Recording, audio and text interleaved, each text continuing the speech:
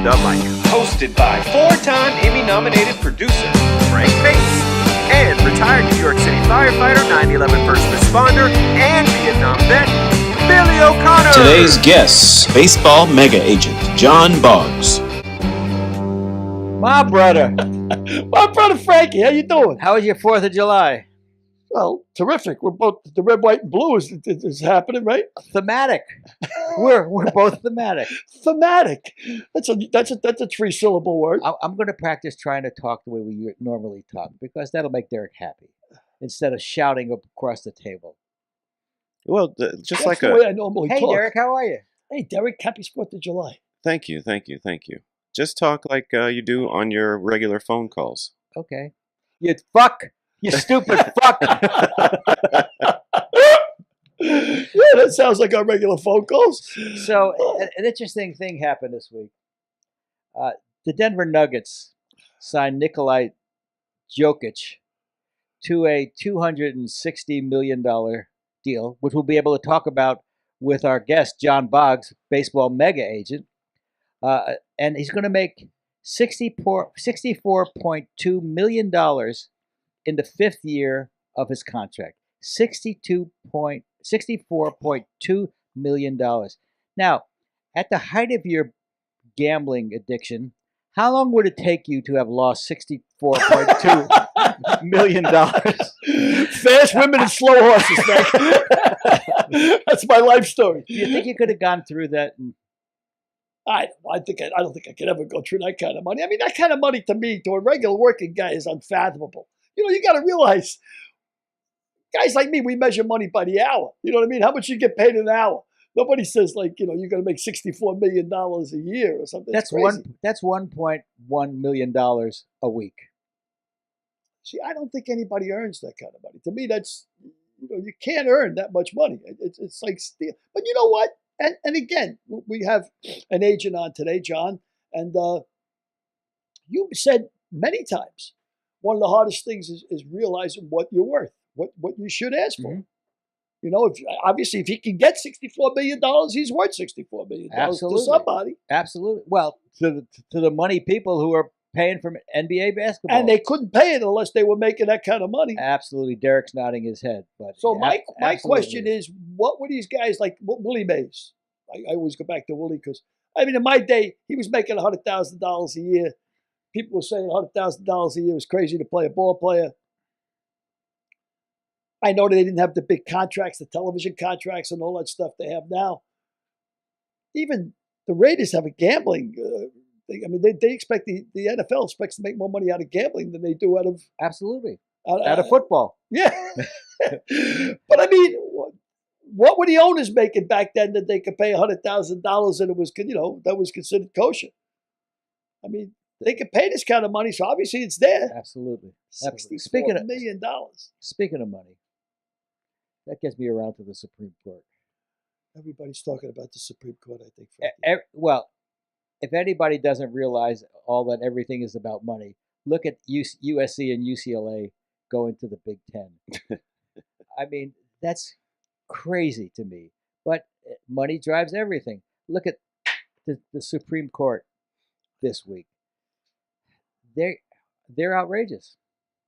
Well, they're not making any bones about it. They say, "Look, we got the goods right now. We got the gear, and we're going to use it. We're going to wield the baton." You know. And I hate to say this, but I give Mitch McConnell credit for that. Oh yeah, because he masterminded denying Obama his Supreme Court nominee, and Obama, I hate to say it, folded.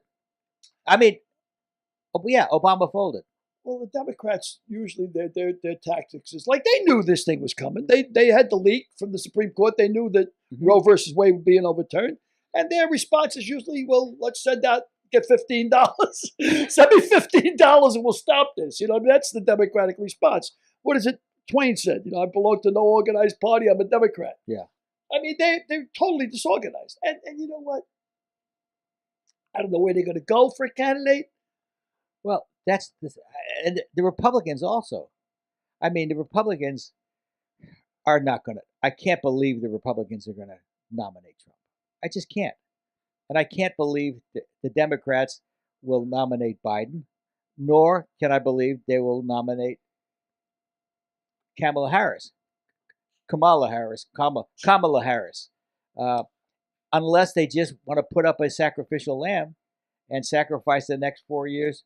We both agree on that. Either one of those candidates is totally unviable. I mean, DeSantis, I think DeSantis and Trump will eat themselves.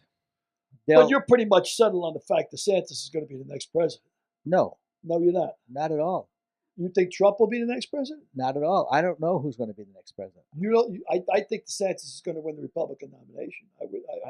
I can't see them going with Trump. I mean, it could happen. And you know what? Trump might be the only guy that Biden could beat. Could be. I don't think Biden could beat himself. Beat his feet.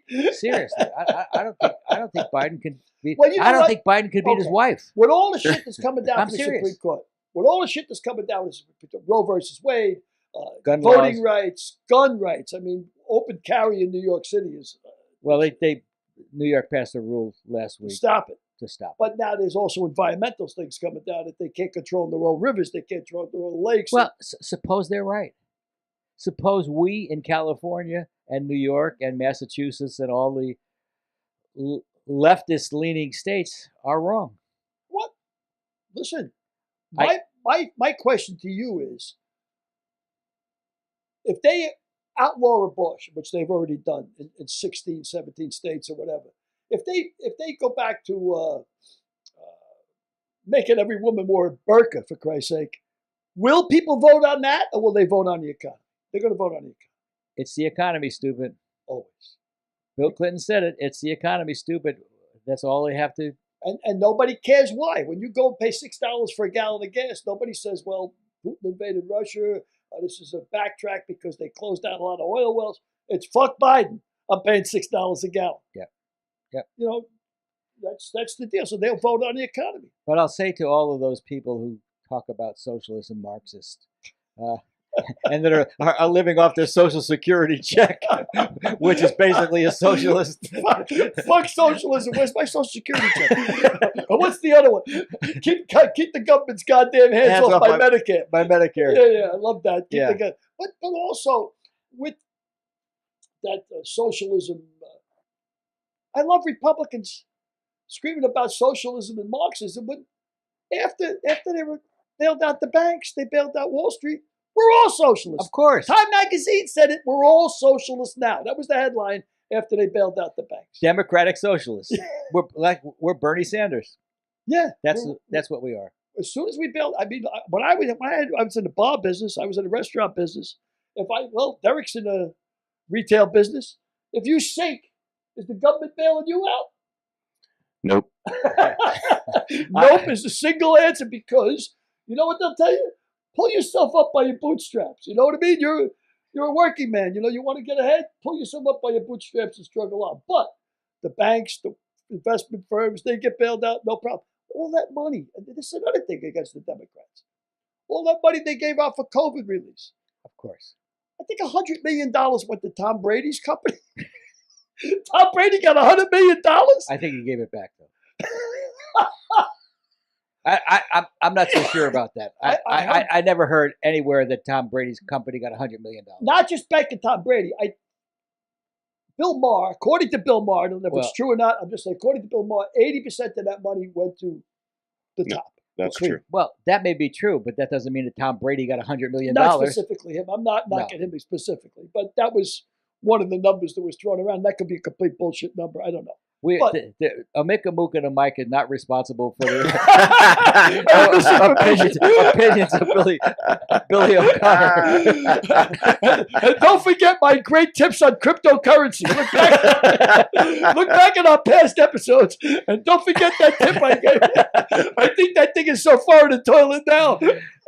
You could buy a pack of gum with that stock right now. Well, that, for me, the next election, I hope that one of the two parties puts a middle of the road candidate that all of America can agree on. This left, everybody to the left or everybody to the right. I think the majority of the middle of America is to the middle. they hate what the far left says and they hate what the far right says.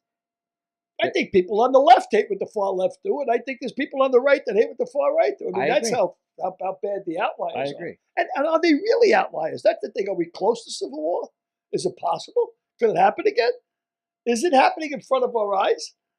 Could be. I mean, it's like people don't want to talk anymore. It's like I got my AK-47 and I got, I got my AK-47 in a tree. Could you imagine if a black guy was in a tree with an AK-47? Derek? I like when the 8 and 9 guys walk into the restaurants with the AK-47 strapped on. I love to put 8 guys in do-rags and say the same thing. We've got open carry in Tennessee. I see how that lasts. I think I saw a thing on social media that Canada must feel like they live upstairs from a meth lab.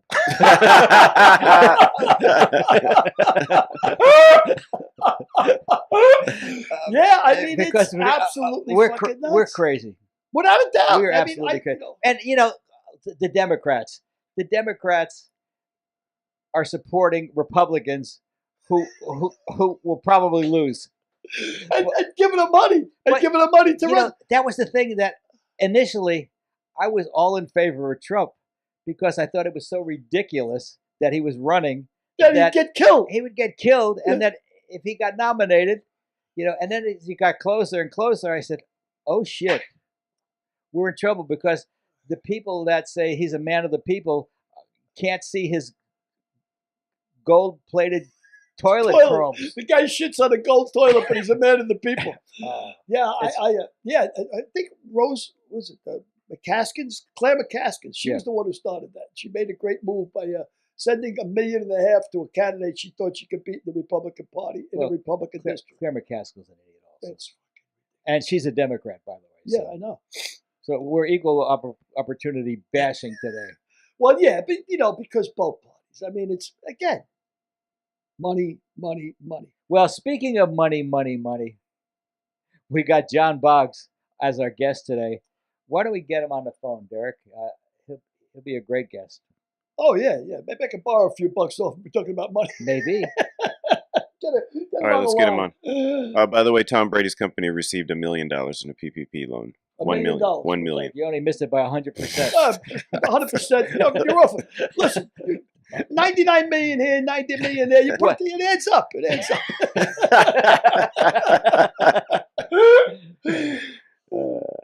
Smiles of you. Boggsy! Can you hear us? I can hear you. How you guys doing? Great. How are you doing? Doing great. It's great to be with you guys. Thanks. That's my friend Billy O'Connor. How are you, John? Nice to meet you. And Thanks for coming on. My on, partner, Derek Harris. Hello. Hey, Derek. How you doing? Good. How you doing? So, John. Got me connected right away. I love it. Red, white, and blue underwear. Now's the time to flash them. Yeah, there you go. By the way, I apologize for anything Billy says. No. Right off the top. That's quite all right. I love it. John Boggs, mega agent. Mega agent. You've been. I paid him to say that. Yeah, you've been so successful in your career. You've represented many big names, starting with and not limited to Steve Garvey, Tony Gwynn, Cole Hamels, Dave Roberts. You must feel especially proud looking back at your career. Frank, I tell you, how this business kind of works, and I've really been blessed is the bottom line. Blessed and fortunate with the people that I've been able to represent and interact with, and it's one of those things where you look back on it and you kind of you kind of just wonder, how did I get this lucky? So I just look back on the wonderful people I've been involved with, the great names. It just goes on, and there's all sorts of different experiences with each one. I've learned so much from each one of them too, and it's been pretty amazing. When I start looking at some of these guys, and then with the Hall of Fame coming up, just being able to be part of their journey really means a lot. How did you get started in business, John? were you born in San Diego? I know you went to American University. But where were you born? Right. No. I tell you, Frank, I do not have the normal pathway of. I didn't go to school to become an agent. It was really kind of crazy because I struck up a relationship with Tommy Lasorda and Steve Garvey in the Dominican Republic. Believe it or not, I had relatives that lived down there and said, "Why don't you come down and we'll see if we can get you to work out with the team?" And it was the Licey Tigers. And you in that clubhouse, Andrew was working out as a player, correct? Well, yeah, I was in college at the time. I was in college, and we had family friends. And I went down there, and first thing, walked into this clubhouse, this steamy clubhouse in the Dominican Republic with my father at the time, and he basically they introduced us to Tommy Lasorda, and then they had a mutual, connection there because he was from Pickens, South Carolina, and Joe Lasorda was from Greenville, South Carolina. And so right away, there was a connection, and Tommy was very gracious, and he said, "Hey, here, put your stuff in this guy's locker," and it was Steve Garvey's. And from that point on, pardon me? What year is this? Oh my gosh, this is in the 70s. This is probably 74, wow. 74, 73 or 74. And these guys were all down playing winter ball. And right after that, they got called up. And, Oakland series is Bill Buckner. He was down there, and Tom Paciorek and Steve Garvey. And obviously, Lasorda was then made a manager. And it was kind of like a dream come true for a young man that loved the game of baseball. And then all of a sudden, this opened the door to meeting so many different people in so many different instances, because Tommy let me be the bat boy in the 77 World Series, which was like unbelievable, to me. And I still had people looking for the footage. I had one of my players capture it and said, "Is that you?" And I said, "That's me with long sideburns." That was me back in the day. How old were you then, John? How old were you then when you were at that point? Oh, my gosh. I must have been, I want to say 18, 19. Wow, what a kick. And it was really crazy because I'd go back and I'd live a dream and go back and tell all my friends what it was like and what was happening. And it was so funny too, because at the time, Rick Lasavita was the producer of, I think it was ABC back then, of the World Series. And I'd known Rick and played summer ball with Rick. And he said, "Hey, when that red light's on, man, that means that the camera is on and it could be on you." And I tell you, I'll never forget, I would kind of nudge myself up to Lasorda, and at one point in time, he looked at me and goes, "John, what are you doing? Pick up the bats. Get away from me." And he never knew I was trying to hog the time on the camera, But I had people call me saying, "What the hell are you doing? Are you telling Lasorda how to run the World Series or whatever?" And I go, No, I'm just trying to get some airtime, I guess, But those were the type of instances that just were kind of magical as far as I was concerned. And then what happened at that point in time, then when Steve Garvey made the move to San Diego, he called me up. I was working for a bank at the time. I was, involved in electronic funds transfer. And he called me and said, "Listen, I'm going to start a marketing company. I'd like for you to join me." It was his first year with the Padres in '83. And so, boy, I packed everything up with my wife and my daughter at the time, and I later had my son we had our son in San Diego. And my poor wife, Mary, I didn't even think I ever consulted her. I just said, "Hey, we're going to California." And I was like, "Huh? Where were you then? I was in Washington, D.C. Wow. Washington, D.C.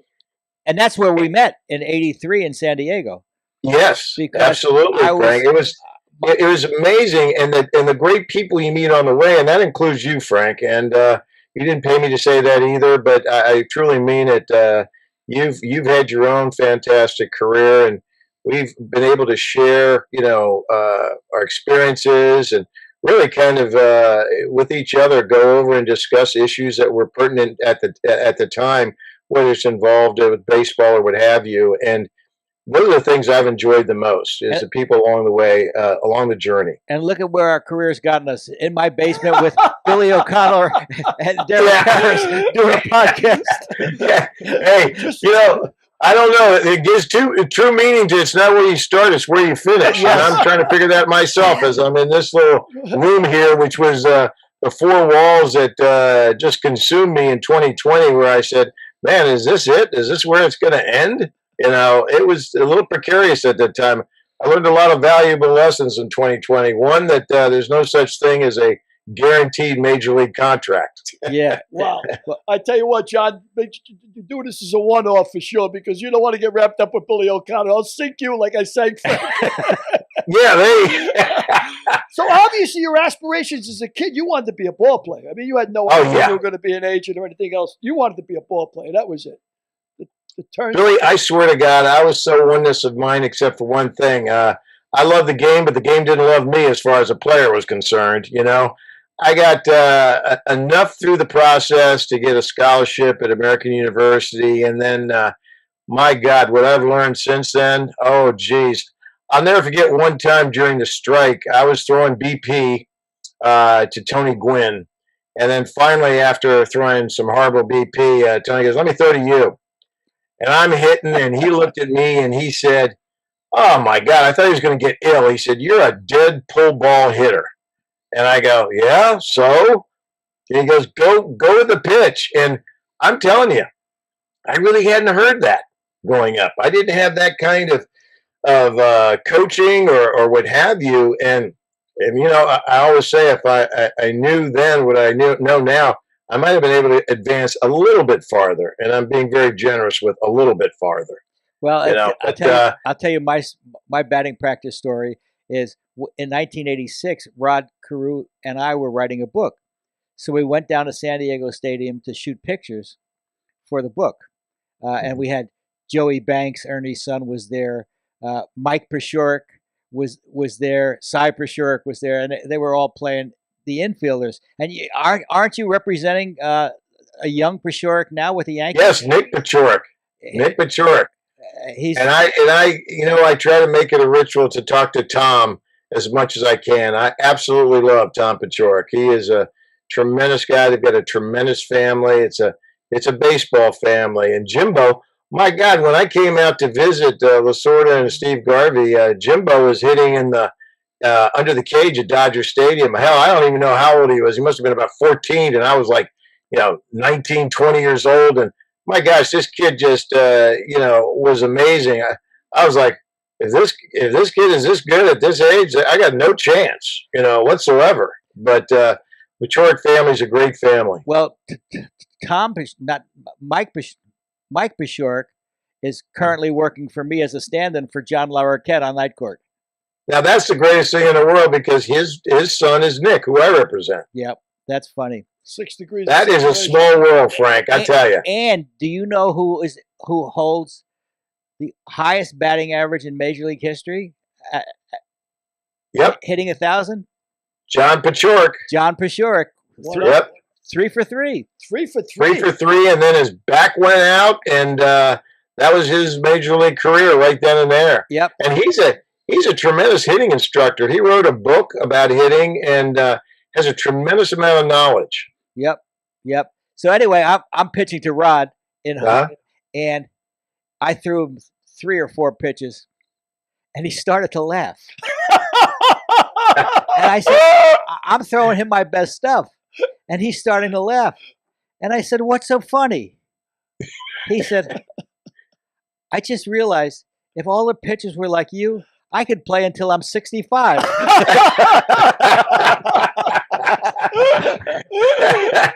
That's a bit deflating when you're on the mound. Yeah, when you think, I was still relatively young at that time. There were still major league players, playing.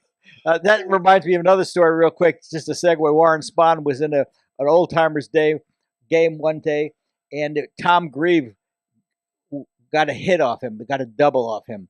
And Grieve was like 36 years old. And after the game, he was bragging about having gotten this double of Warren Spahn. And Spahn, Warren. Warren was a very proud guy. And Warren was like 50 at that time. And he said, young man, let me ask you a question. How old are you? And he said, 36. He said, when I was 36, I still had 100 games to win in the major leagues. Well, yeah. And that's a pretty good timeline right there. Yep, that's a pretty good time. So in 86, then you stopped working for Garvey Marketing, and then you became an agent. And Yes. Was Steve your first client? Well, yeah, well, not at that point because he was still represented by Jerry Kapstein. Right. But later on, I would do some marketing things for him, and then later on, we eventually reconnected in that capacity. But the first client was actually Tony Gwynn. Now, pretty good client, not bad. Yeah, and the crazy thing about it was how naive I was. That was my first client. My second client was Robin Ventura. And I said to myself, man, this is easy. Oh, what a joke that was. I said, you know what? Recalibrate that thought process, John, because it's not that easy. It was beginner's luck, but to have somebody like Tony Gwynn as your first client was almost kind of a blessing. Unheard of. I think people are wondering, who the hell is this guy that's got Tony Gwynn? Because Tony came to me and said, hey, listen, John, he had a problem with his first agent, and he said, I just want to let you know that you work for me, which was, no kidding. Of course I work for you. I mean, what else are you going to tell me that I don't know? And he just said, hey, just, work for me as hard as you can, and I'm going to trust you that you're going to do the job that I expect of you. And that's really how it started out. And as I said, it was the greatest experience and the greatest partnership I ever had because I learned from him, and he hopefully benefited from me being his advocate. But again, it was tough representing Tony because he didn't want to play anywhere but San Diego. Mm-hmm. And so it was like, I think John Moore said one time, representing Tony must be like playing poker with your cards straight up. Because you basically, he knew that he didn't want to go anywhere but, San Diego. But it was an incredible journey because I just saw his loyalty and the fan base, and it's still there. His legacy is still alive and well. And, the greatest thing about it was just Tony's personality, too. It was just great to be around him. And one of the people that he loved the most, Frank, is your guy, Rod Carew. And the funny thing about it was you can tell, Billy, you're right. I was a fan. I love the game of baseball. I love the history of the game of baseball. And heck, I had this absolute mint copy of Time magazine with Rod Carew on the cover. And I think it was my first year representing Tony. And we went up because Rod was doing some kind of a charity event or fundraiser where he and Tony were going to sign. And the money was going to this particular charity or what have you. And I'll never forget Tony telling me, hey, Boggsy, we're going to go up to Anaheim. We're going to do a signing session with Rod Carew. And I was just like, you're kidding. Right? Wow. And I said to myself, I don't know how I'm going to work this in, but I got to get Rod to sign this Time magazine. And I tell you, I'm sitting there going, well, is it appropriate or what do I do? And it's the first time I met Rod. And it says, it's a real pleasure to meet you, Rod. You've been one of my heroes or what have you. And the whole time Tony's sighing, I think it was 2 hours, guys. And I'm sitting there going, man, this is tough because their tables were right next to each other. And I'm going, this is going to get awkward. And Tony sees everything. So I had this mint copy of the Time magazine, and all of a sudden I heard Rod say, okay, we're going to have to get out of here. And Tony goes, all right, yeah, sounds good. I'm going, oh boy, this is my shot. This is my shot. I pulled that thing out, and I went around real quick and said, Rod, anyway, could you please sign this for me? And he goes, sure, no problem. I didn't hear anything. Then as we're walking to the car, oh my God, Tony wore me out. I can't believe my agent's trying to get Rod Carew's autograph. And oh my God, that's just I can't believe it. I mean, he wore me out. I thought it was going to stop at San Onofre on the freeway. No, we bypassed San Onofre all the way to my door. And when I finally got home, as I'm getting out of the car, he said, hey, Boggsy. He goes, yeah, T? He goes, I'd have done the same thing if I had that to sign, Rod to sign. Thanks, T. I appreciate it. I sort of think of premonition sometimes. Tony may have had a premonition he would die young. Just, I don't know. And he didn't. I just think, because I knew somebody else who had a premonition who died young also, and they wanted to live in their hometown, and they wanted to make sure the memory perpetuated, because perhaps they knew that whatever they left money-wise would be gone eventually, but their legacy would live forever. And if Tony went to play in Atlanta or New York or whatever, he would never have had the impact that he had in San Diego.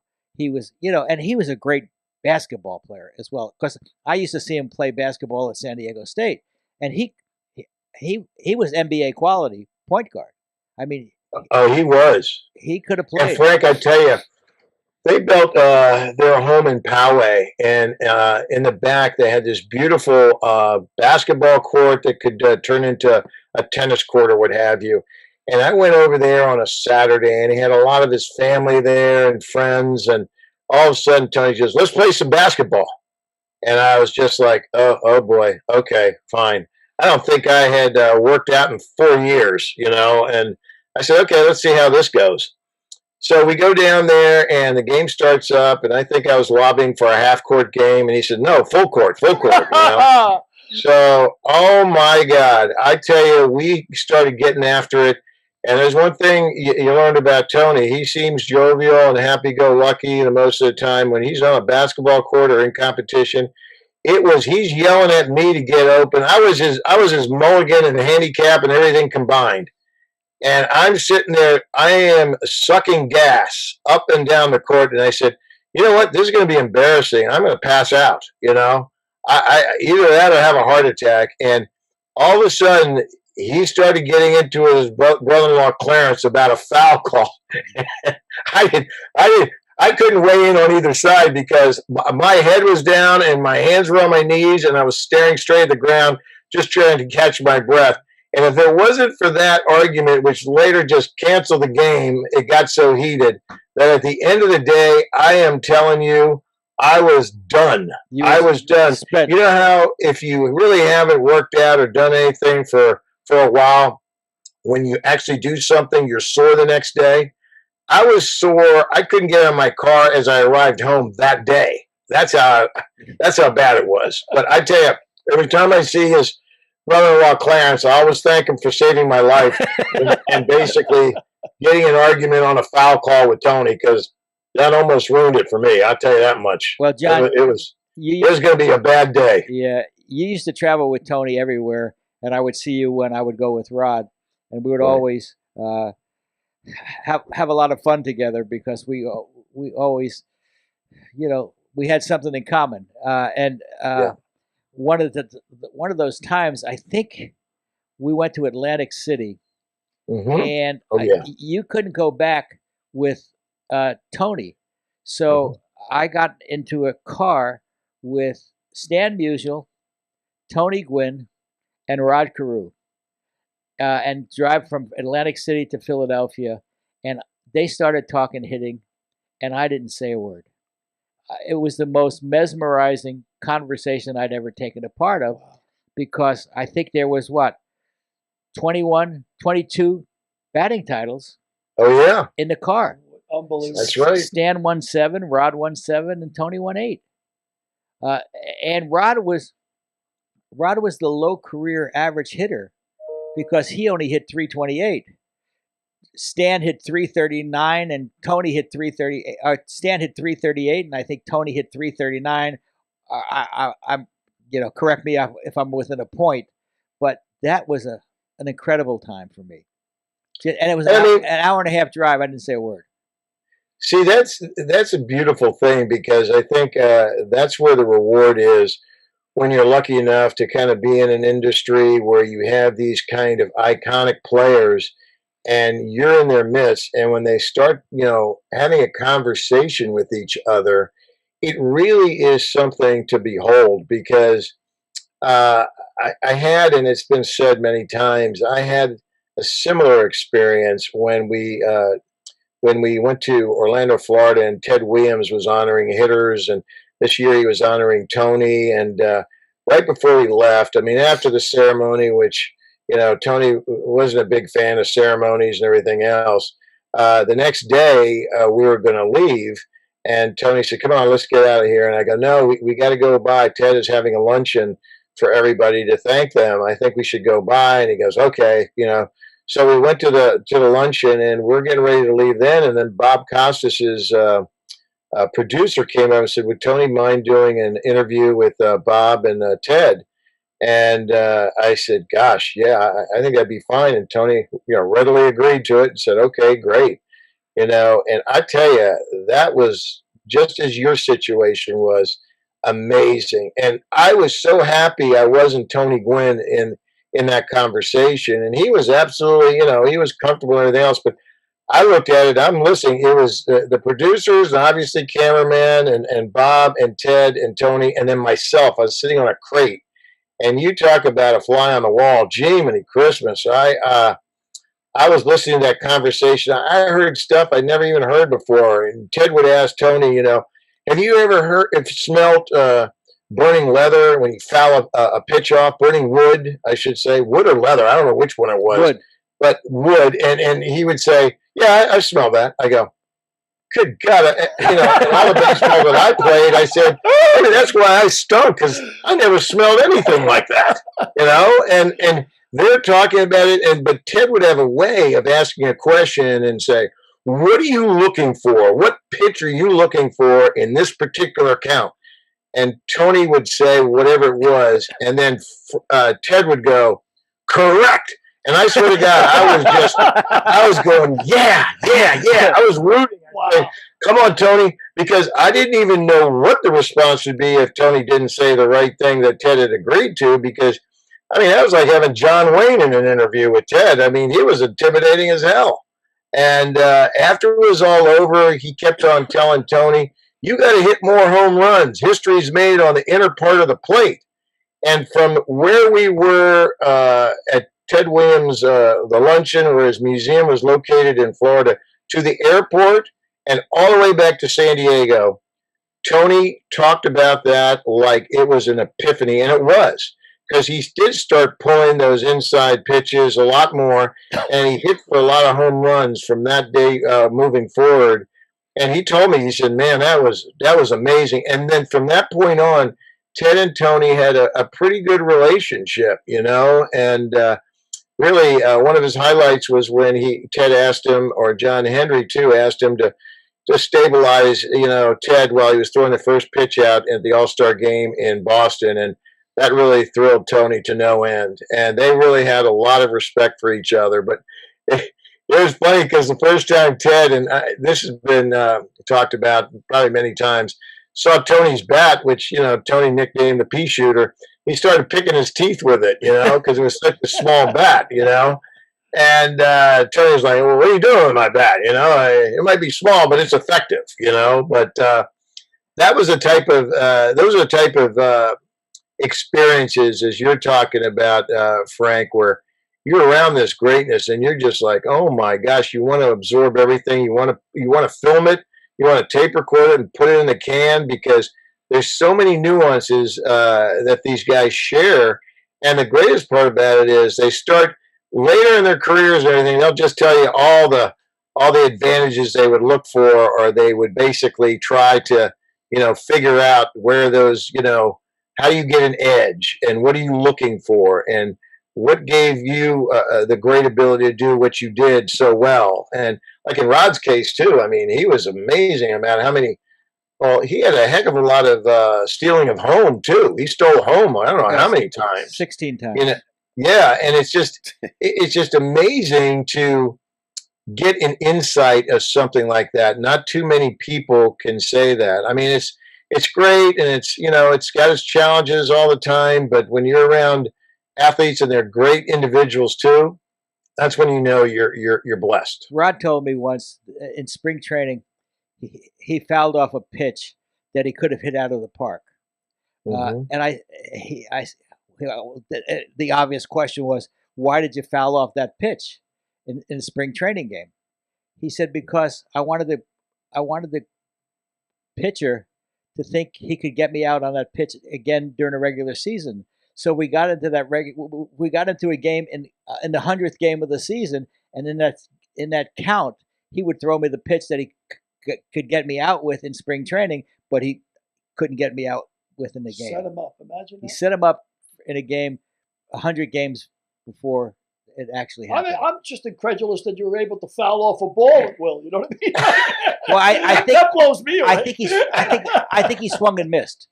I think he swung and missed at the pitch to set him up for. Amazing. Yep. Amazing. There's a lot of times, I know one of your clients is Raleigh Fingers, and Raleigh and Rod talked about a minor league game in 1965, and they talked about a situation that occurred in a minor league game in 1965. And I said, how could these guys know? It's incredible. Have that recall. And Rod said, because I knew I was facing a guy that had the ability to be a Hall of Famer. And Raleigh said the same thing. So they both went through this, the analogy of, I have to remember this for whenever it comes up in the game. It's incredible. Every little edge. It's incredible. It reminds me when we had D. Brown on, he was counting dribbles. Yeah. How do you think about something like that? Counting another guy's dribbles so you can steal a ball. It blows me. Let me ask you, John, I never having needed an agent because I have no talent whatsoever. And talking to people like me out there, most people don't realize, you think of an agent, you think, well, he negotiates a salary, end of story. You take care of the marketing involved with all of these guys too. So it's kind of a logical progression for you to go from vice president of a marketing company to becoming an agent. Is that like a logical progression? Do other agents do the same thing? Yeah, it is. It's a funny pathway that you go. Some people have a different way. I mean, that was mine, which was really somewhat unusual because there is a progression like that, but you have to have somebody that gives you that opportunity to go to the next level, because one thing is marketing and the next thing is negotiating contracts, having knowledge of the basic agreement, knowing what the marketplace is, knowing what the comps are for your players. It's a tedious journey, because again, and it's not so much just negotiating the contract and that's done. Yeah, you're doing the marketing, but half the time, you're the how should I put it, the sounding board, everything to a player if you're doing it properly. I mean, I don't know if too many guys that just come in and say, okay, it's time to do your contract, and then you don't see them until the next contract period. You're there 24/7 if you're worth your salt, because everything that goes on with that player affects you in some way.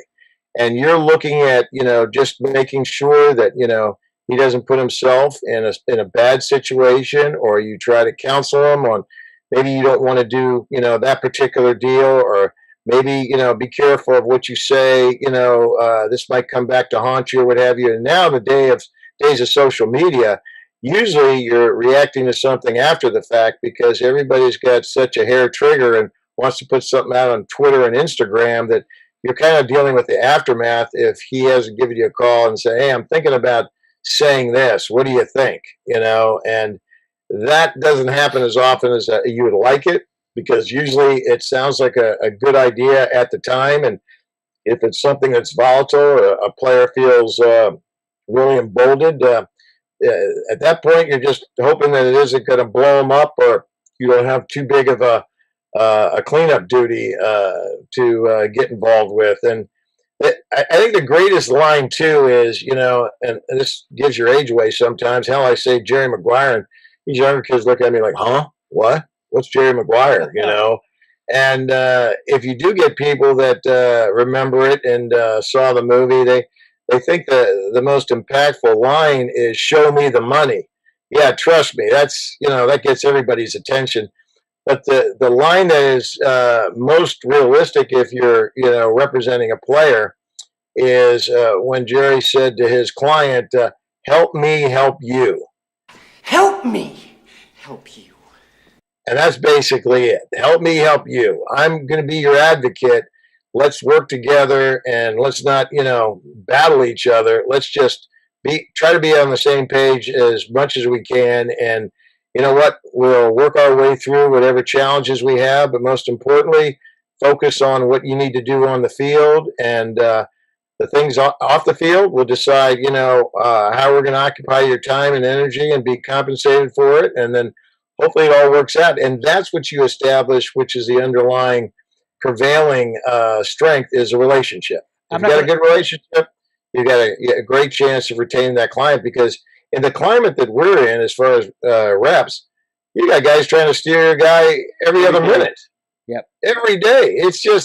It's something that is really just mind-boggling to me, because they're just basically saying to you, hey, I don't respect the decision you've made. Just come out with us for dinner and we'll talk you into coming with us. Well, I'm going to put you on the spot a little bit, maybe. What did you think about the Freddie Freeman firing his agent? Do you think that his agent really didn't tell him that offer was on the table, or what do you think's the truth of that situation? I tell you, there's probably something in the middle, and sometimes things get crazy. And when the lockout came and you couldn't have any dialogue with teams on on major league contracts of that nature, God only knows what happened. But to me, I can't believe that is what happened, but it sounds like it is, because I don't know. My rule of thumb, especially if you have somebody like Freddie Freeman and you know how much history he has with one organization in Atlanta, it would be like me not telling somebody like Tony Gwynn, hey, the Padres do, really want to sign you. You might get more elsewhere, but I would never give that. I would never give up that ability to make that choice to the player at all. I think transparency is the only way you can go. Heck, I'm probably too transparent. I go over things 1,000 times before a player even signs with the team. I want him to talk to the person I've been negotiating with to make sure that he doesn't have a question that I might have overlooked, or he might have a question that really is better phrased or what have you, to answer a question, to answer something that he wants clarity on and is very, very important to him. Again, communication is the key. So I said, Frank, Billy, if that happened, that's not right. I don't know. I like to hear both sides of the story. I mean, sometimes things get out there and it takes a long time for them to be calibrated to reality. I just can't think any agent does that. But hey, I'm sure at that point, I don't know what the agent's thinking. And when you start getting into hypotheticals, you just you got to be careful there, because I just, again, that floored me when I saw that initial brief of it. What really got me too was, I said, what's going on here? Because we get these bulletins from the Players Association that says, do not, approach this player. He does not want to be solicited. And when I saw that on Freddie Freeman, I go, who the hell is soliciting Freddie? He's got a long-term contract here. What's going on here? And then the next day it broke. I said, oh, wow. Okay. Well, I guess somebody got an early heads up, or somebody found out something and they wanted to go in and try to, rep them. But again, that is almost the biggest no-no I've ever heard of in the world.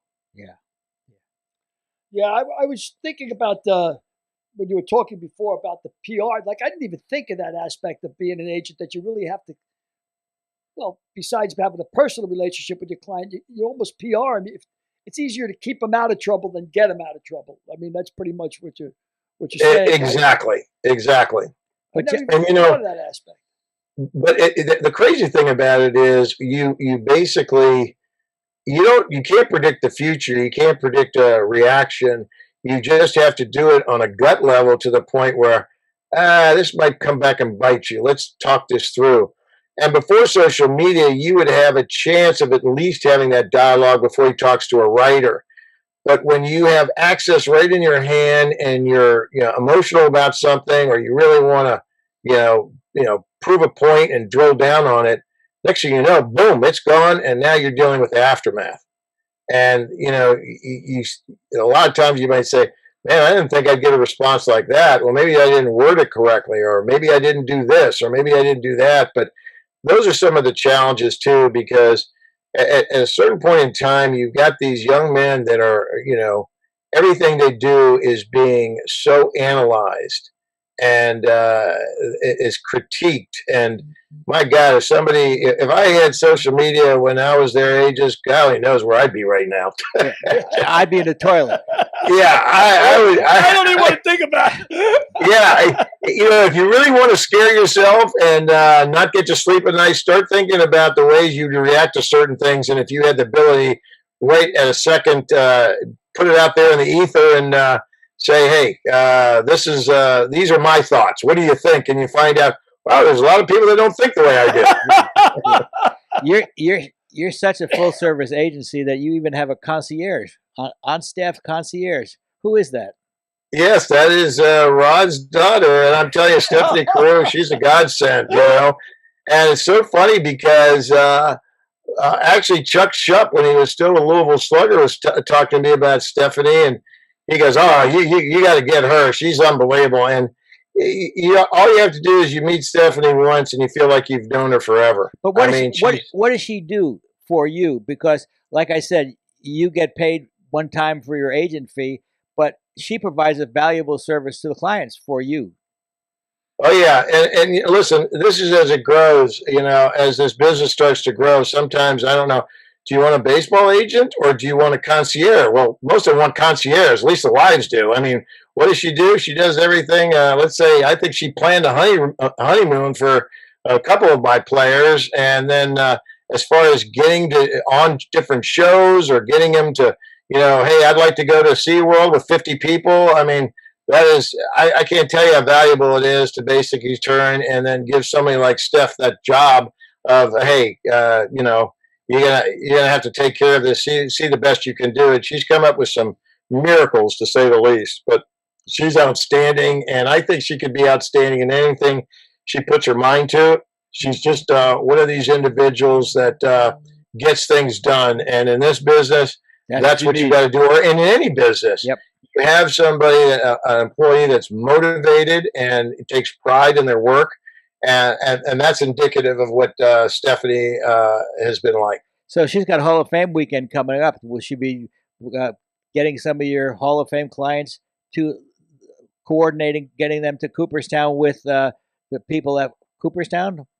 Not as much, just because Cooperstown has their own staff that is Whitney Horn kind of runs all that. And they take that over, but she's always there as a safety valve and always there as somebody that you can depend on to try to get things accomplished. And with that being said, I mean, I thank God, because some of the times, you like to give people a breather so they can get down to other issues. But, the Hall of Fame is something that is almost kind of self-contained in that respect. But trust me, if something goes wrong, you always have that support system that's trying to look at alternate flights. And in this day and age, my goodness, I don't know, if you get book a flight a month in advance and you get ready and you're all packed and ready to go, and then you find out, guess what? My flight's been canceled. Now what do I do? Yeah, and you can't really get to Cooperstown anyway fast. You have to. You have to go through someplace. Yeah. As you well know, Frank, Cooperstown is heaven when you get there, but hell getting there. Yep. You can't get there from here. Yep. That's for sure. So you going up next weekend or 2 weekends from now? You're going to be there?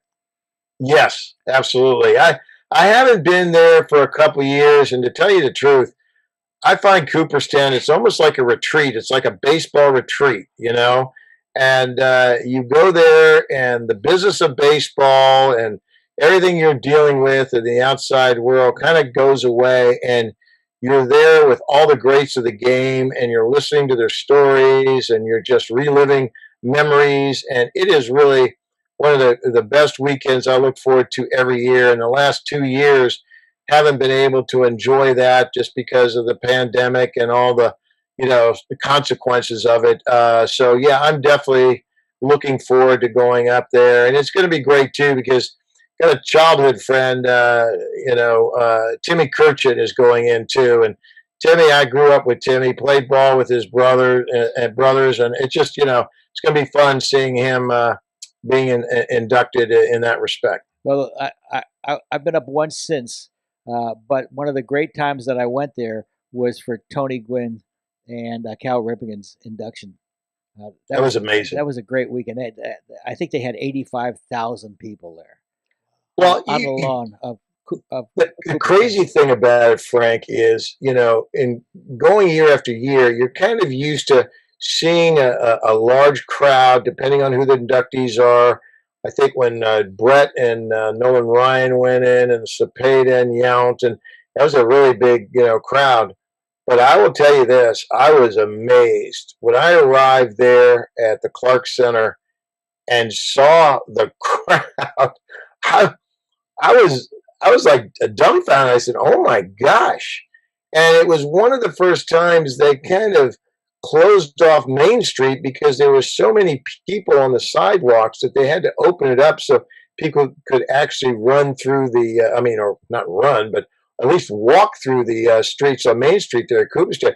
It was amazing. It was an incredible weekend, and the amount of people was that incredible. And I think even too, the other Hall of Famers, when they kind of took that turn around on the bus and looked at the people, they went all the way back as far as the eye could see. And that was something that I don't know if it's ever going to be replicated. I'm sure hopefully it will be, because the more people that go to Cooperstown, the better it is, because if you experience it, you always have a desire to try to come back and experience it again, just because of just the baseball nostalgia and history and everything that goes with induction weekend. I mean, you can walk down Main Street and bump into Hall of Famers, right and left. It's kind of amazing. It really is. It's like a baseball fan's heaven. Yep. Well, the next time I know I'm going to go is when our friend and your client, Cowboy Joe West, gets inducted into the Baseball Hall of Fame. Tell us a little about Joe. Joe is amazing. We have I talked to Joe. I talked to Joe to get informed. He's told me things that, hell, I just feel like I landed on the planet. He is amazing. He's got such a great sense of humor. I've never heard him serious or dejected or whatever. I mean, it's uplifting to have a conversation with him and the history, and to see things from the perspective of where he has on the field, behind the plate. And then some things I'm just totally not conscious about, and you think I would be, because I said, "Hey Joe, I got to run. I got to call Dave Roberts." And he goes, "Well, tell him, remember who made you famous?" And I said, "What?" He goes, "I'm the one that made the call at second base when he stole the base." I said, "I did not know that." I thought I was well informed that Tony Clark, who was another client of mine, was holding him on at first base. And so you see these different nuances. It's really amazing. And I tell Dave, I said, "Hey, the guy that made you famous said to say hi." He goes, "Oh, Joe West, how's he doing?" Joe, he's awesome. And and Joe's got such an amazing, the stories. I mean, he picks up my day. He'll send me a joke or what have you, and I just laugh, and I feel like, I'd take up most of his day, the times I would want to pick up the phone and just call him and just, end a discussion or elaborate a discussion of whatever it is. But yeah, I expect he's going to be in Cooperstown soon, and I'm going to enjoy that, because I'm going to enjoy his speech. I'm telling you. Yep. The speech alone is going to just get people rolling. I told him, I said, "Hey, you got to tell Frank and Billy to take it easy on me, or you're going to eject them." And he goes, "Okay, all right. You're going to give him the heave-ho. Just have him go easy on me, Joe, Yeah, we go easy on everybody. Oh, yeah. We're not here to interrogate you. I got to ask you. This is great. A quick question about Frank often says, Frank is an agent for Artis Gilmore and Rod Carew, and he often talks about, in the entertainment business, one of the hardest things is knowing what you're worth, being aware of what you're worth. And is it fair to say, like, somebody who doesn't have an agent is like representing themselves as a fool for a client, like a lawyer? I mean, have you ever had a client say to you, am I worth all of that? I mean, I can't imagine you saying yes to this answer, but the question, has anybody ever said, really? Am I worth that? Has that ever happened to you? Well, I'm going to I want to put in perspective. You negotiated a contract for $154 million for Adrian Gonzalez with the Red Sox, and then $144 million with Cole Hamels with the Phillies. Now you can answer Billy's question. I say, am I worth that? Am I really worth that? Hey, I tell you, Billy, if you ask the GMs, they say, hell no, they ain't worth that. That's the constant debate. And man, Frank, you brought up some good memories because those were big contracts back in the day. Because back really, in the day. Well, he just did a spit take. He just did a spit take. I'm used to saying, how much you make an hour? You know what I mean? Yeah. How much does he get an hour? It's crazy because in this day you get these 300 million, 400 million. You go, wow. If I could put Adrian Gonzalez and Cole Hamels in today's market, what do you think? And that's when you start getting into trouble because, again, as I say, and with Adrian's, I'll tell you this right now, that's not a good feeling because we walked away from an offer that was less than 154. We eventually got there, but what we walked away for, people say, "Wow, what kind of feeling is that?" That's like a feeling of out of body experience is the best way I could describe it because that's how I felt walking to the car. And then getting in the car, and then when we got back to the hotel, we get a call from Theo that wants to talk a little bit longer. And we finally got the deal done then. Not at Fenway where we were discussing in a boardroom, but at the hotel because they followed us back to the hotel. And he came up in the room when we got something done, but it was done primarily on a handshake agreement. And off he went to spring training, and we were still kind of hoping that this, would eventually take place and materialize. And the season started. And I tell you one thing, I'll never forget, right before I was supposed to get on a plane to go to Boston and memorialize and finalize this deal, Adrian got hit in the wrist. CC Sabathia nailed him in the wrist. I thought I had a heart attack. I let out such a yell. My wife came running down, thought I that was it, and I'm going, oh. And I called the clubhouse and I said, "Hey, are you okay?" And he goes, "Oh yeah, no, I'm fine. Everything's fine." And at that point I said, "Come on, let's get on this flight and get this done." That was the most satisfying day I've ever had until we got Cole Hamels done. And again, that was something that was orchestrated. I was negotiating with Ruben Amaro, and I'm telling you, Ruben and I went back and forth and back and forth and back and forth. And finally, as I was going to Cooperstown, we were very close to getting the deal done, and then finally got the deal done at that point in time soon thereafter. And it was it was crazy, crazy times. But when you start evaluating somebody, yes, the most difficult thing is to get a comp and to get somebody that you think he measures up against.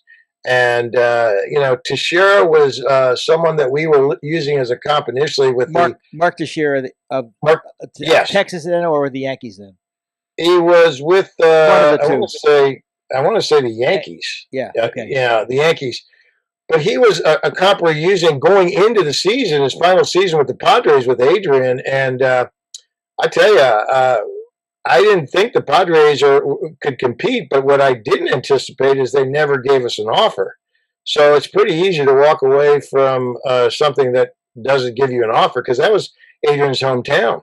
And sure enough, there wasn't a lot to talk about because they weren't willing to pony up that kind of money. And last meeting I had with the GM at the time, he says, "Are you still looking at a number that you were prior to the season?" I said, "Yep." He goes, "Okay, well, we might as well just have lunch because we're not going to be able to get there." Now, who knows what would have happened because Adrian wasn't all about the money. He's a lot about, where he was from, which was San Diego and living conditions and everything else. They could have thrown out $90 million, and I don't know what to tell you at this point. Adrian might have said, "Yeah, that's enough." But again, you talk about the Freeman situation. He knew every word, line, syllable, sentence that that I was being approached with. And it was a situation, even in San Diego, there were a lot of people and fans that thought, oh, he just left for the money and he turned it down. No, he left because we never got an offer from the Padres. We didn't get an offer. So, again, history is kind of funny when you look back on those things, because you would think if I'm the Padres, I would make an offer and at least have him turn it down. But there was no offer that was made. And John knows that you never make the first offer. You never put out the first number. You always receive. Wait. Because their number may be higher than what you would have asked for. That's exactly right. You never know their budget, so you're always like, you tell me. Well, see, that's the tough part about this draft. You try to find out, here's an amateur player, and you're trying to get him, signed, and you still have some comms from past draft picks or what have you, but that's like, there's always a little, disclaimer in there that, oh, well, this guy was faster than your guy, or this guy had a little bit more power, or this guy was a little bit more mature, or what have you. But that's one of the most difficult things to do. And you're not going to get any kind of dialogue from the ball club until right before they make a pick in some situations. They try to get the parameters where you're at. You try to get the parameters where, your client is at, and then Katie bar the door from that point on. But it's one of the most fluid, you have no idea until it actually happens situation that is part of the game. It's a lot easier having a free agent player, because at least there's dialogue there, and there's other teams that are that know there's a timeline. It's the same thing with the draft too, but they never like to show their cards. Because my favorite question is to a player when a scout calls us, well, where do you have them valued? Oh, I don't really know. And baseball's got a great structure, because the area scouts can never really give you a definitive answer, and it goes all the way up to the scouting director. And very few times is a scouting director going to give you an idea of where they're at, like weeks before the draft takes place. Well, John, when you're talking before about trust between a client and an agent, boy, does that exemplify that. When you could get up from a table, somebody offered you $140 million, and you're walking away from it. If you're my agent, I got my hands around your throat saying, "What are you, fucking crazy? That's $140 million." I will tell you, it is a horrible feeling. And anybody that says to you they walk away with confidence, I think they're lying, because I sure as hell didn't. I said to myself, oh, my God. Oh, what's going to happen with my luck? Go back to the Padres. No team will pitch to him. He's not going to have a good year. I mean, it just was. Listen, I went through 1,000 deaths. I think I'm probably about 300 years old right now. You're playing a high stakes game of poker, is what you're doing, really. That's exactly right. You're walking away. And trust me, Billy, you're playing it in front of a national audience where people are counting down the minutes that you're in our conference room, because in that situation with Adrian, we had like 48 hours to get a deal done. Amazing. So everybody's wondering where you at, and you're like trying to focus on things. I mean, at some point, it was amazing. I would look at trade rumors in the middle of a conversation with all the Boston, executives, and it would be on the trade rumors wire where we were before we even adjourned. It was like, hey, what's going on here? Is this place bugged? He goes, oh, it's amazing. And you're not only playing with the players' lives, but also your livelihood is wrapped up in the player, because you've got a tremendous amount of overhead that you have to meet. And if you blow that deal, you're not only blowing the deal for the player, which is your primary concern, of course, but your secondary concern is also your business. Frank, you're absolutely correct. And that's the thing that really, that's the catch-22 in a lot of different ways, because if you do a bad deal or a deal blows up, your whole business might suffer to the point where you're done. I mean, one bad move or one bad deal, you're done, because even if the perception is that it's a bad deal, you're going to have all your competitors just trying to come through the woodwork to just state their case to your player to say, I could have gotten you a lot more. I could have gotten you. I can't believe you didn't get X. I can't believe you didn't get Y. And that's part of the journey too, is to make sure your player understands and is thoroughly involved in the process, because at some point in time somebody's going to come in and be cavalier enough to say, I could have gotten $2 million more or $3 million more. And you want your player to be so educated that said, yeah, you think you could have? I don't think you could have, because I went through that entire negotiation and I was in on every aspect of it. And trust me, I wouldn't have said yes if I thought I was getting undercut. And that's called prepping your client to the point where he's as involved as you are. I mean, during free agency, I will tell you, there are sleepless nights because I'm on the phone at the crack of dawn until, midnight that night, just, either talking to teams and then circling back and talking to the player and say, I talked to the following teams. This is what they said. This is what the dialogue was. This is where we're going. This is when we have to come back to them with another counter, or we have to let them know what our position is. It is 24/7. And again, the fruits of that is the fact that they're as involved as you are. And it isn't as though, hey, go to the beach. I'll let you know who you're going to sign with. No. At least I don't do it that way. I don't know if anybody else does, but I want my player to know everything I know, and he can hear where I feel it's going, and we will probably already have a game plan. And, it was good to walk away from that situation in only one respect, that in that case, Adrian knew what he was walking away from. And he was right there with us. He knew going in what our bottom line was when we arrived in Boston, and we basically achieved that when we left. And he was fully satisfied. And that's what you want. At the end of the day, you want a client that is happy and satisfied. I want to put you on the spot, John. Yeah. To be a successful agent, I want to be a successful agent, right? Mm-hmm. What's the main prerequisite I have to have? Is it ethics? Is it transparency? Or is it balls? I think all the above, but the balls, that's a portion of, you've got to know, at what point, you jeopardize something because you're banking or you're bullheaded about something and you're ready to put them on the spot. To me, before I would, make that stance and be able to walk away, is I would really have, the transparency and the efficacy of talking to my client and saying, listen, they're adamant about this. Do you have the balls to basically walk away from this deal? Because that could definitely happen. That could definitely happen. Because if you got the courage to do that, I'm fine with that, because we haven't accomplished what our goals are. And if you don't have any more flexibility, then that's an easy situation. So it's an accumulation of all, Billy, because even, before we arrived in Boston, we did a lot of due diligence of what our number was going to be. That was going to be a take number. And so when we didn't hear that, Adrian was perfectly fine.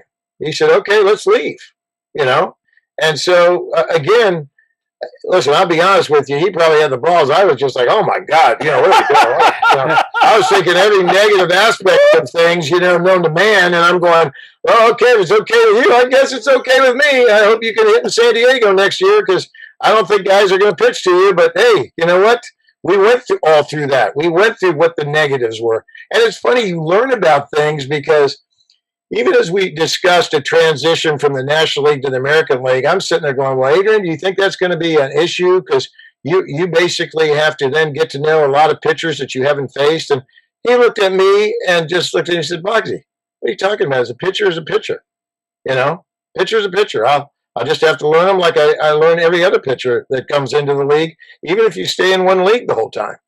Yeah. And again, you sit there, your concern is completely dissipated by what your player tells you. And that's what I'm talking about, the relationship with the player. If you have that, then I think you're way ahead of the game. But if you're treating it as a pure business and you're basically, just saying, okay, this is client number, 42 or what have you, we'll see what we can do with them. And then if it doesn't work out, then it doesn't work out, No, I try to embrace every player and feel their pain, feel their challenges, and then try to get it to a point where, we have a real good, solid game plan. and I know what flexibility I have and what I don't have. And if it strays in a negotiation, I will go back to the player and say, listen, I basically, pounded out a few corners here we haven't totally gone over, but this is how it went. Are you okay with this? Are you okay with that? Or do I need to get back on the phone and reconfirm our understanding again? And then you get the direction again from the player. And that's what's having the player involved in the process is what I like to do.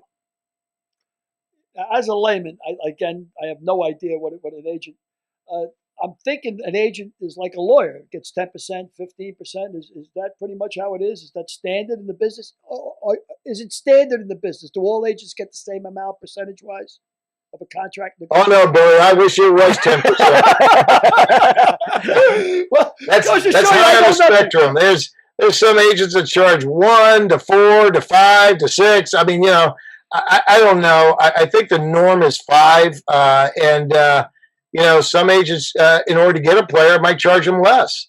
There's a negotiation in everything in life, and there's a negotiation also getting a player that is, sought after, or what have you. You've got to draw the Maginot line where you're not going to do it for less than X or Y or understand things of that nature, but you have to do it based on the job that you think that you can accomplish and what that is going to actually cost, in the end game. And is it worth it? And how much work is there going to be for, whether it's a reduced percentage or a regular percentage? But no, it's not in that double digits. I wish it was, but it's not. I had one client's father say to me, "Why so little?" I said, "Oh my God, I love you. You send me more people like you." Another uninformed question. I got to ask you, uninformed totally. How, as an agent, and regardless, mega agent or whatever, how do you get your clients? Obviously, people are not going to go on Yelp. Is it word of mouth? Is it by your past reputation? I mean, do you have to pitch? I mean, the majority of your clients, do you have to sell them? Or do you already sold? Or you have to sell? Well, that's the toughest thing because, it's like anything else. You've got to sell yourself. And if you're starting out, hell, I think the first prerequisite is be lucky as hell.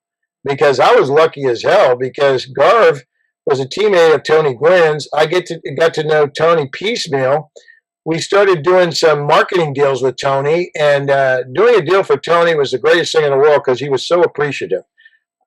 You bring him something, and he was like happier than you can possibly imagine. And, it just feeds you. It feeds you to want to get something else and want to get something else. And then through his misfortune, I was fortunate enough because he was not satisfied with his. Sorry about the phone, guys. He was not satisfied with what was going on with his prior agent, and so at that point in time, I got the opportunity. But I knew him enough for a couple years that he knew what he wanted, and he was the one that solicited me. Good God, I look back on that and I said, you talk about fate or what have you. I mean, I get a potential Hall of Famer, batting champion, because he wanted to come in and ask me if I wanted to be his agent. That was just unbelievable, unheard of, and I got very lucky there. But everyone after that, it's either you try to find at least a common goal, somebody that knows you, that gives you a heads up. Hey, this guy's going to be a good ball player. Do you know him or his family or anybody? Try to find a common denominator. If not, you got to go in cold turkey and actually sell them. And hopefully your pitch is good and it's actionable and they feel a level of trust in you. Because you think about it, if you go in and nobody knows you from Adam other than the fact that somebody said, yeah, I've heard good things about this guy or that guy or what have you, you're going in just blindly. And you're just hoping that this guy isn't just a good salesperson, but he's going to watch out for your son. And, I've tried to really kind of keep my radius within the Southern California, San Diego area. And fortunately, there's enough talent and has been enough talent in this area. Guys like Mark Pryor, guys that, Steven Gonzalez, the young man that we just signed last year to the Red Sox, Marcelo Meyer. And ironically, Marcelo went to Eastlake High School, and heck, 20-some years before that, I got Adrian Gonzalez out of Eastlake High School. So it's kind of like bookends, but you hope that, you've maintained enough of a reputation that when somebody asks a scout or somebody else, hey, what is this guy's rep? Is he any good? Can he be trusted? Or is he just basically looking at individuals as a widget as opposed to looking at them as real people, and you're invested in, their well-being? I mean, I had a guy named Mark Kroon, and Mark Kroon was amazing. He had about 102-mile-per-hour fastball. I might be taking a point off it too. And Tim Flannery was a coach at Rancho Cucamonga. He said, "Hey man, this kid's a project, but you should sign him." And Crooney was a piece of work. I'm telling you, I love that man. And when I first met his mom, she walked in her office with a T-shirt that said, "I survived Mark Kroon." I said, "Oh boy, what does this mean? Is this great humor, or is this something that I should be aware of?" And Crooney was a character. He was a character without a doubt. And he had a couple cups of coffee here in the U.S. with teams, with the Padres and the Reds, and but then he was out of baseball. He had to get surgery, and hell, I think at one point he was driving a UPS truck and giving baseball lessons. And sure enough, he called and said, "Hey man, I'm throwing the ball really well. Anyway, you can get a scout to see me." And sure enough, the Angels came, saw him, and signed him, and he had a good season. He was a minor league free agent again, and he signed. It was the Rockies, I believe, and he signed with the Rockies. But then he got an opportunity to go to Japan, and that's where he made all his money. We call him the Phoenix in our office because he rose from the ashes and went on to make millions of dollars in Japan. In fact, he has the fastest recorded pitch in Japanese baseball history. And so that's another example of never giving up on an individual, because he might be dormant for a while, but then something clicks and something happens, and all of a sudden they're back in the game and they're doing incredibly well. Did you make that deal with Japanese baseball? Yes. How are the Japanese to deal with? They're tough. They are very specific. They know what they want. The one thing that is probably the most important thing is they want to know the player wants to come to Japan. They're not going, or Korea, where have you, Taiwan. They want to know that is something that they're not going to have to deal with, that they're going to accept the change of culture. They're going to embrace the culture, and that's who they embrace. Because I had a young man, Pierce Johnson, who's a reliever with the San Diego Padres now. He went to Japan for 1 year and did phenomenally well. And prior to that, he was a first-round pitcher, but he seemed to just never get a long-term opportunity in the big leagues, whether it was with the Cubs or the Giants. He just seemed to be just always kind of bouncing around. And he went to Japan, and I'm telling you, I don't think he found anything new. He just had the confidence, and they gave him the ball, that he knew he was going to get the ball regardless, and he had an outstanding year, and he came back and signed a 2-year deal with an option with the Padres. And the greatest thing about it is when you go to Japan and you come back as a free agent, he wasn't even arbitration eligible yet because of his service time, but because he was overseas in Japan, came back as a free agent and eliminated his arbitration process. Wow. So he didn't have to go through that process, went straight to free agency. I've got so many things I could ask you, but we're running out of time. And you've been great. Terrific. But before we go, Derek, do you have any questions you want to ask John? Yeah, I got a couple questions. So first of all, how are you, John? Fine, thanks, Derek. How you doing? Good. How accurate is Jerry Maguire, the movie? It's pretty damn accurate. Wow. In some situations, it's pretty accurate. I mean, not to get into the nitty gritty, but oh my gosh, you're dealing with so many personalities.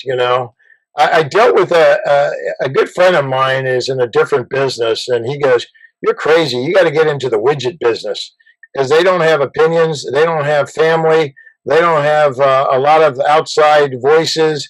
Because you're getting critiqued by everybody, not only the general public, sports writers, teams, your competition, but you're getting it internally sometimes from families, girlfriends, what have you.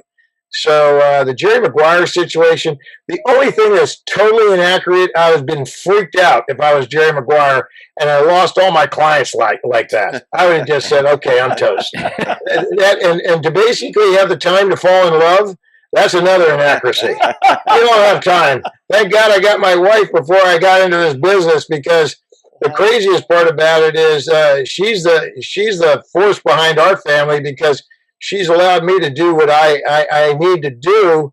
But I tell you one thing, I don't have time to do anything. I mean, I've gotten used to cold food. In fact, I don't even like hot food that's supposed to be hot. I don't like it hot. I like it cold. I'm so used to it, And it's so funny, because when I was fortunate enough to represent Ichiro in his last several years, and after he got his 3,000th hit in Colorado, I, mind you, was 10 days in Miami waiting for the hit, then off to Chicago, no hits there, then came to Colorado, and it was the last day before I was going to get on another red eye to go back to Miami, which I tell you, I was going, can I do this or what, And he got the hit, and I tell you guys, I've never been so excited for anything in my life. I was hugging the popcorn vendors, the cotton candy guy, the ushers. They thought I was a crazy man, And I went to the press conference. I didn't know who I was talking to, but after it was all over, a couple days later, Yumiko, Ichiro's wife, told me, he said, I thought it was very funny what you said after Ichiro got his hit. And I said, oh, my God, what did I say? And she said, you said, I'm very happy because now I got to go back to San Diego and reintroduce myself to my wife. So it's those kind of crazy things. But those are some of the highlights there, Derek, on how somewhat inaccurate it is. I can't just keep on going to seeing his sometimes frustration and sometimes, oh, my God, or what have you. But it just tells you, and then dealing with the personality of the player. Right. Because, again, the player's thinking about his career, which he should be, and you are too, but in his situation, he seemed to be high up on the food chain of his agency, and then all of a sudden he lost everything, And then that one scene where the agent looks at him when Jerry Maguire's hugging his client, and he got the big touchdown or what have you, and then the guy's looking at him, seeing Jerry hug his client, and then he's looking at his client, and he's starting to make a move, and the guy goes, don't even think about it, Right. Well, that leads me to another question. How many times have you seen Jerry Maguire? I've probably seen it from travels, airports. I've probably seen it about 5 or 6 times. Okay. It's a real reminder to me, and that's why I'm so spot on as far as, Show Me the Money is a great sound. It's great sound bite. Yeah. But Help Me Help You is the most, how should I say it, the most realistic. Right, that makes sense. Speaking of Ichiro, when does he go in the Hall? It's 2025.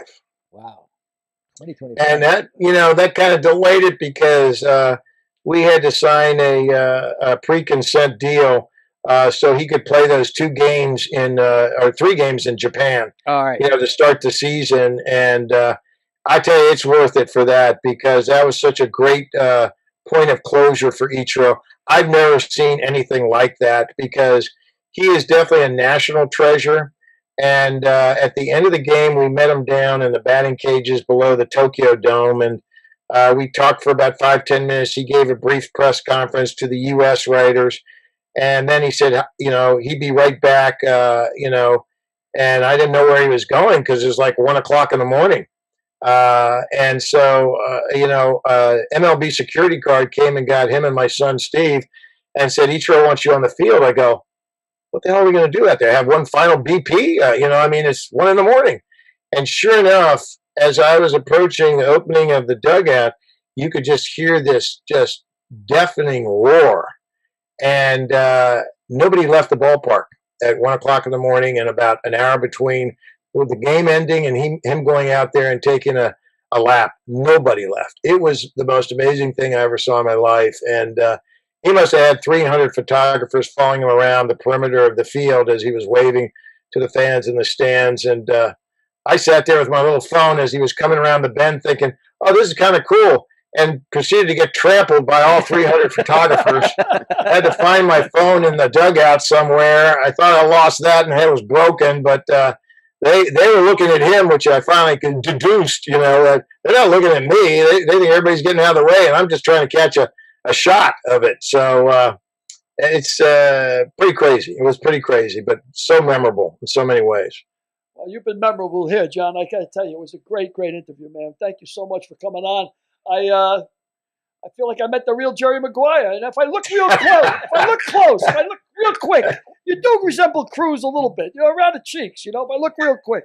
But really, thank you so much, man. Just I appreciate it, Bill, but with Tom Cruise, I hate flying, so if I ever got a plane that he did in Top Gun, I don't know, they'd have to peel me off the cockpit. Thanks so much, John. I've known you for 40 years now, and I always know when I ever need a common take or an honest take on anything else, I call John Boggs. Well, I feel the same way about you, Frank, and we've had several of those conversations, and I appreciate all the enlightenment you've given me throughout the years, and it was a pleasure to be on the show with you and Billy. You got a great podcast here, and it was really an honor to be part of it. Thanks, pal. Thanks so much. Thanks, Derek. I didn't want to forget you either. You know what? You're part of a good crew there. Thank you so much. I appreciate it. Thanks, right. John. Thanks, John. Bye-bye. Thank you. Take care, guys. Bye-bye. That was pretty cool. I mean, they said that we're talking to the real Jerry Maguire, and he's very frank, man, which is cool. I like it. No bullshit with him. You talk about whether it takes balls, ethics, or whatever it takes. How do you walk away from $140 million? How do you do that? Well, the key to making a good deal is being able to walk away. Do you think that? And I wanted to ask him this, and I just didn't get it in this. When you're negotiating, who talks first loses. You think that's on the level? Would you say that's you're an agent? I don't know about that. I mean, sometimes people call you, and they're far from losers. But you have to ask. They have to make the first offer. You can't sell yourself short. You can't sell yourself short because oftentimes I have a figure in mind, and their figure will be twice what I was going to ask for. And then when I say it, I'll say, well, if you could sweeten that just a little bit, we can make a deal. So who speaks first might be the loser in that essence. Yeah. In reality. Yeah. Wow, well, incredible. He was a great guest. Terrific guest. A good post 4th of July guest. Next week we'll have Russ Ortiz on, who was a pitcher in the I don't even remember, in the All-Star game, 2003 All-Star game, and he was the leader in wins in the National League that year. So he should be a great guest. 23 wins or something? 21 to 7, I think. So that'd be a terrific guest. Yep. Love the baseball. Thanks, Derek. Thanks, Derek. Thanks so much for everything, pal. Thanks for Thank you, looking in, folks. Really appreciate it. See you next week. Yes. Hope you had a happy 4th. Happy 4th is right. Next week's guest, MLB's winningest pitcher in 2003, Russ Ortiz.